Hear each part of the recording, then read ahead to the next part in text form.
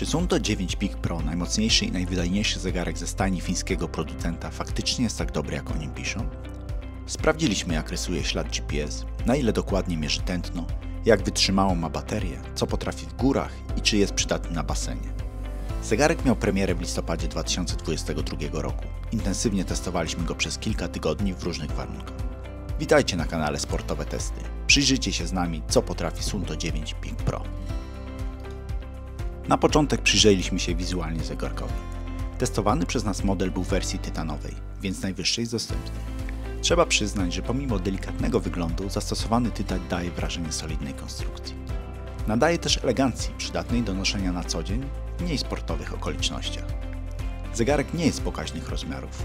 Tutaj możecie zobaczyć, jak wygląda w zestawieniu z Garminem Fenix 7X w wersji Solar Sapphire. Na pewno jest to model dla osób preferujących bardziej kompaktowe rozmiary lub mających mniejszy obwód nadgarstka. Zegarek obsługujemy 3 przyciskami zlokalizowanymi po jednej stronie oraz dotykowym ekranem. Trzeba przyznać, że przyciski są naprawdę świetne w użyciu. Dobrze wyczuwalny klik powoduje wygodę w użyciu. Ekran dotykowy też działa odpowiednio i jego responsywność jest bez zarzutów. Co do wnętrza i samego interfejsu, to jest on dosyć minimalistyczny i oszczędny. Dla nas jednak w odbiorze sprawiał wrażenie, jakby nie był z tej epoki. Druga rzecz to sam ekran. Jego rozdzielczość i sam stosunek powierzchni do wielkości całej koperty nie wygląda za dobrze. To kwestia designu, bo pod spodem jest ukryta antena GPS, ale brak ramki powoduje, że optycznie nie przypadło nam to do gustu. Zobaczmy, jak radzi sobie Suunto w terenie. Przyjrzymy się dokładności pomiaru GPS. Byliśmy o tyle ciekawi tego testu, że Suunto podszedł inaczej niż pozostali producenci do zwiększenia dokładności rysowanego śladu. Nie zastosowali multizakresowości. Nowy chipset Sony umożliwia korzystanie ze wszystkich systemów jednocześnie i 32 satelit. Zobaczmy, jaki dało to efekt. We wszystkich testach Suunto 9 Peak Pro został ustawiony w trybie najwyższej możliwej dokładności. Wszystkie pozostałe zegarki podobnie. Wielopasmowy system dla Garmina 7X, zapis co sekundę dla Polara Vantage V i Garmina Fenix 6X. Testy wykonywaliśmy w terenie o mieszanym poziomie trudności. Trochę miasta, wysokie budynki, wiadukty i las. Na mapie zobaczycie ślad Suunto i innych zegarków zestawiony ze śladem rzeczywistym. Początek trasy zaczyna się dość łatwo pośród niskiej zabudowy jednorodzinnej. W większości Suunto podąża bardzo prawidłowo. Maksymalne odchylenia od śladu faktycznego nie przekraczają 8 metrów na jednym zakręcie. Niemal całość pierwszej części trasy Suunto rysuje ślad bardzo blisko faktycznego, podobnie jak Fenix 7X.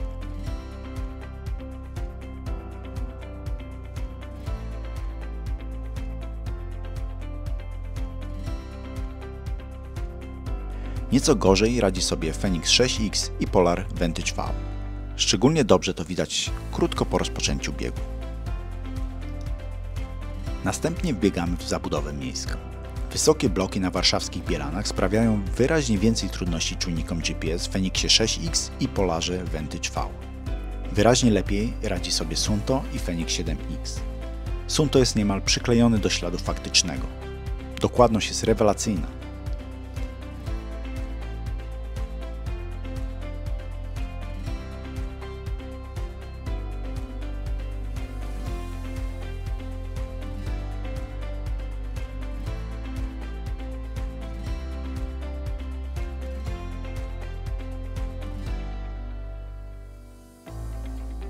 W terenie leśnym jest podobnie dobrze. Trzeba jednak zaznaczyć, że testy wykonywaliśmy w porze zimowej. Drzewa nie miały liści, więc i potencjalne blokowanie sygnału było mniejsze. Kolejne wyzwanie dla sygnału GPS to kilkusetmetrowy bieg poniżej estakady drogowej, gdzie z drugiej strony była Wisła. Suunto poradził sobie bardzo dobrze, nie licząc jednego zakrętu, na którym na chwilę oddalił się od śladu faktycznego o około 18 metrów. Poza tym było idealnie. Dalej przebiegliśmy pod wiaduktem, gdzie sygnał GPS był mocno zakłócony. Tutaj najgorzej poradził sobie Fenix 7X. Suunto narysował ślad bardzo ładnie, z jednym 8-metrowym przesunięciem po wyjściu spod wiaduktu. Podsumowując, ślad Suunto jest bardzo dobry. Pomimo, że nie posiada multizakresowości, wykorzystuje wszystkie 5 systemów satelitarnych i wypada bardzo porównywalnie do Fenixa 7X, który według nas rysuje ślad najbliżej rzeczywistego. Ewidentnie Suunto 9 Peak Pro dołącza do grupy zegarków z najdokładniejszym śladem GPS na rynku. Zobaczmy, jak wygląda nadgarstkowy pomiar tętna w Suunto. Jeśli mielibyśmy określić to jednym zdaniem, to jest bardzo dobrze i bardzo źle. Wszystko zależy, jak intensywny wysiłek analizujemy. Pokażemy Wam 4 wykresy z różnych treningów. Wyniki Suunto porównaliśmy ze wskazaniami pasa napiersiowego HRM3 od Garmina. Pierwszy bieg to spokojny bieg w terenie, na dystansie 10 km. Trend tętna w Suunto na wykresie jest bardzo zbliżony do faktycznego. Średnie różnią się tylko jednym uderzeniem. Na początku widać pewien rozjazd wyniku, który sięga 8 do 10 uderzeń, jednak później się stabilizuje. Oczywiście pojawiają się punktowo niewielkie różnice, ale generalnie jest bardzo dobrze. Co charakteryzuje ten bieg? To amplituda tętna. Waha się mniej więcej od 140-150 uderzeń do maksymalnie 165-170. Nie jest więc duża, wynosi około 20-25 uderzeń. Podobna jest w drugim biegu interwałowym na bieżni mechanicznej. Długości interwału były rosnące. Zaczynaliśmy od 100 metrów i w każdym kolejnym zwiększaliśmy dystans o kolejne 100 aż do 500 metrów. W tym biegu Suunto reagował bardzo dobrze. Nawet nie widać charakterystycznego dla nadgarstkowego pomiaru tętna opóźnienia w reakcji, jaki zdarzało nam się obserwować w innych zegarkach. Występują oczywiście punktowe odchylenia, ale są incydentalne. Nawet w ostatnim interwale zauważyliśmy nieprawidłowy pik w odczycie z pasa HRM. Podsumowując, ten interwał wyszedł Suunto bardzo dobrze. Już gotowi byliśmy pochwalić Suunto za wspaniały czujnik tętna w zegarku i odrzucić pasy napiersiowe w kąt. Ale pokusiliśmy się o kilka dodatkowych testów. Zwiększając amplitudę tętna z tych 20-25 uderzeń różnicy pomiędzy spokojnym a intensywnym tętnem do nawet 50 uderzeń, wyniki nie były już takie idealne. Popatrzcie na te wykresy. W pierwszym takim interwale Suunto obniżał tętno szybciej niż w rzeczywistości ono spadało. Działo się tak w każdym z 5 interwałów. Górne i dolne pułapy jednak osiągał całkiem dobrze. Ale w innym interwale już nie. Amplitudy były podobnie duże, między 125 a 180 uderzeń i tym razem Suunto nie dobijał do górnych wartości. No i jak tutaj zinterpretować tętno nadgarstkowe w Suunto 9 Peak Pro? Konserwatyści powiedzą, że tylko pas napiersiowy prawdę Ci powie. Jednak jak widzimy, nie do końca tak jest. Jeśli ktoś ma niższe tętno maksymalne i różnice między biegiem spokojnym a intensywnym nie są duże, to może używać tętna z nadgarstka Suunto 9 Peak Pro. Jeśli ktoś z kolei trenuje bardziej poważnie, ma wyższe tętno maksymalne, to przy biegach interwałowych lepiej użyć pasa.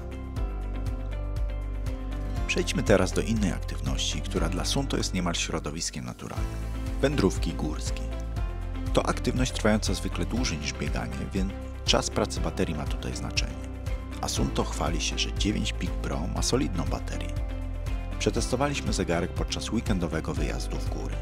Przed wyjazdem naładowaliśmy baterię do pełna.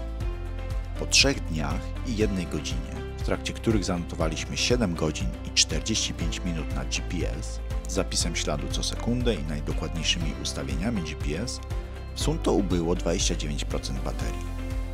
To naprawdę świetny wynik. Dla porównania tak samo potraktowaliśmy Garmina 7X i tam ubyło 43% baterii. Więc Suunto pomimo małych rozmiarów bardzo dobrze zoptymalizował pracę baterii. Na poszczególnych szczytach sprawdziliśmy też dokładność pomiaru wysokości. I zobaczcie na te zdjęcie. Pomiary były rewelacyjne. Nie robiliśmy żadnej dodatkowej kalibracji, a wskazania były bardzo poprawne. Suunto ma też bardzo fajną możliwość planowania trasy wędrówki w aplikacji. Można korzystać z tras, które w danym miejscu są popularne dla wybranej dyscypliny. Zobaczcie, jakie proste jest załadowanie trasy do zegarka. To rewelacyjna funkcjonalność w nieznanym miejscu. Uruchomienie trasy w zegarku również nie stanowi problemu. Suunto 9 Peak Pro nie ma map, Na szlaku pokazuje linię i informuje w przypadku zejścia zaplanowanej trasy. Przy wędrówce wydaje się to wystarczające. Podsumowując, Suunto 9 Peak Pro to przydatny sprzęt na szlakach górskich. Ryzyko wyczerpania baterii nam nie grozi, dystans wyznacza prawidłowo, wysokość mierzy idealnie. Kieruje dobrze po wyznaczonej trasie. Jedynie czego brakuje to mapy, która w przypadku utraty orientacji w terenie, gdzie telefon nie ma zasięgu, mogłaby być przydatna. Zegarek sportowy na basenie może być przydatny do liczenia dystansu i tętna. To podstawowe parametry, które sprawdzamy podczas testów zegarków na basenie. Pokażemy przykładowy trening na dystansie 500 i 300 metrów. To oczywiście nie jedyne treningi, jakie wykonaliśmy, ale wnioski z nich dają obraz o dokładności Suunto w wodzie.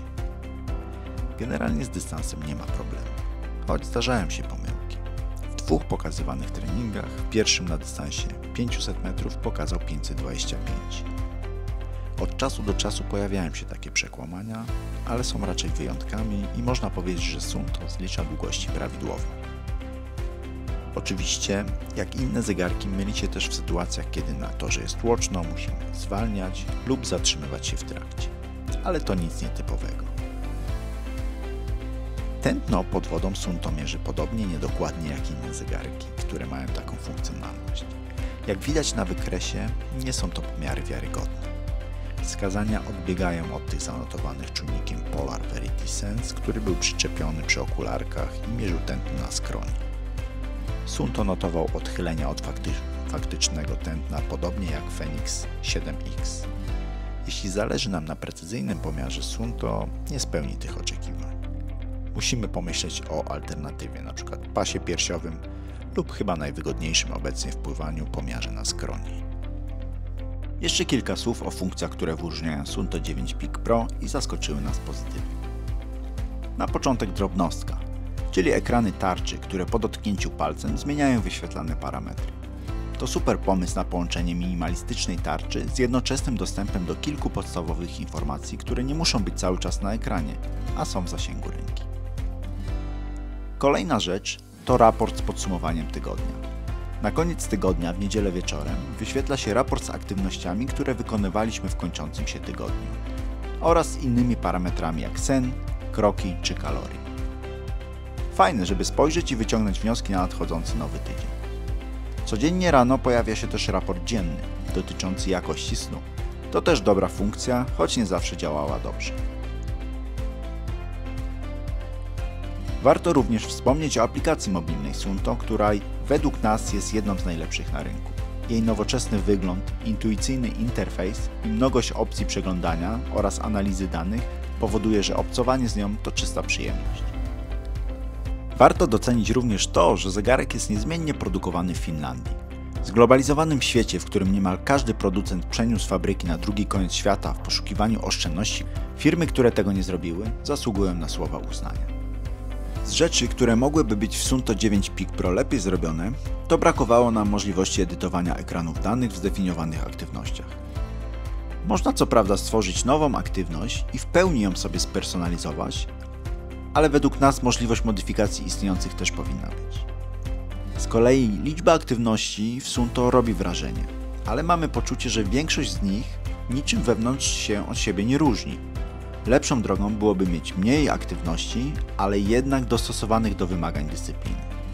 Wspomnę tylko jeden przykład siłowni, gdzie oprócz tętna i stopera niewiele tam jest. Zbliżamy się do podsumowania, ale przedtem, jeśli podoba Wam się nasza recenzja i chcecie śledzić rynek zegarków sportowych razem z nami, pamiętajcie o subskrypcji naszego kanału, żeby nic Wam nie umknęło. Podsumowując, Suunto ma sporą grupę swoich zwolenników, których ujmuje skandynawski minimalizm w projektowaniu swoich produktów. Pewnie oni z entuzjazmem przywitają wszelkie zmiany i udoskonalenia w nowym modelu. Jakby nie patrzeć, Suunto 9 Peak Pro to przyzwoity zegarek, który jednak mamy wrażenie nie dorównuje konkurencji.